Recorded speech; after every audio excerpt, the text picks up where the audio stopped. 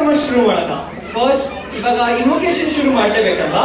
ಗಣೇಶನ ಸ್ತುತಿ ಮಾಡಲೇಬೇಕಲ್ಲ. ವಿಘ್ನೇಶ್ವರನ ಫಸ್ಟ್ ಪ್ರಾರ್ಥನೆ ಮಾಡ್ಕೊಳ್ಳೇಬೇಕು. ನಾವು ಎಲ್ಲ ಅಡಚಣೆಗಳನ್ನ ತೊಲಗಿಸಿ ನಮ್ಗೆ ಒಳ್ಳೆ ದಾರಿಯನ್ನು ತೋರ್ಸಪ್ಪ ಅಂತ ಗಣೇಶನ ಪ್ರಾರ್ಥನೆ ಮಾಡ್ಕೊಳ್ಳೋದು ಪದ್ಧತಿ.